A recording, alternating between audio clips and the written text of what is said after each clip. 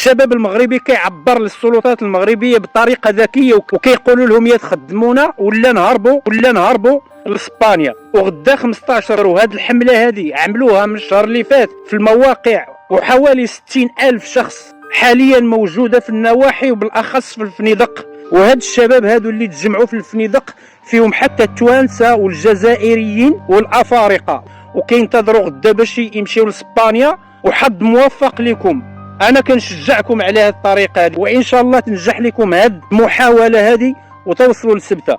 الكرا ما بقاش في ايطاليا، والكرا ولا صعيب ومستحيل باش تلقى الدار ديال الكرا في ايطاليا، لكن كاين البديل وكاين الحل ممكن تشري دار ب 5000 يورو، 10000 يورو، 15 20000 يورو على حد جهدك، ودار متنقله لا تخلص لا كرا ولا تخلص الضوء ولا تخلص الماء، وتتنقل بها فين ما بغيت. ها هي الدار شفتوها. في الجلسه السابقه بما يخص كنزه حضروا 4 الشهود، ومن بين هاد الشهود هذا المهدي ولد الحاجه اللي جاب تمام وثبت الشهاده الاولى ديال الام ديالو. في الشهاده ديالو كيقول كنت كنلعب الشطرنج مع متهم زوجه المتهمه، وشفت كنزه مضروبه في الوجه نتاعها، وسولتهم قلت لهم علاش ضربتوا كنزه؟ قالت المشغله نتاع كنزه انها خدت لها كارت كيشي ديالها وضربتها بالمقله، يعني المشغله قفرتها على راسها بهذه الشهاده هذه، والشهاده ديال الحاجه والابن ديالها تكفي.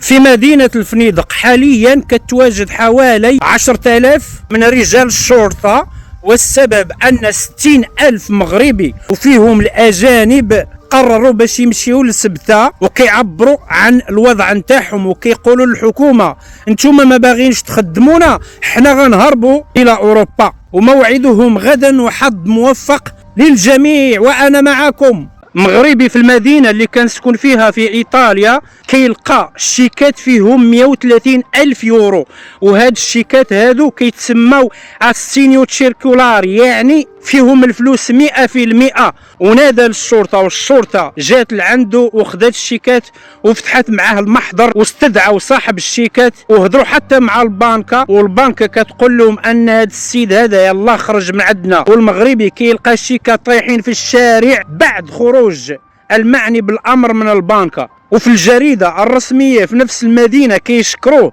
بهذا العمل البطولي اللي قام به، وهؤلاء هم المغاربة اللي كيرفعوا الرأس هنايا في إيطاليا، مع العلم أن الأغلبية جاو من هذا البونus نتاع 500 يورو ديال سبيزا.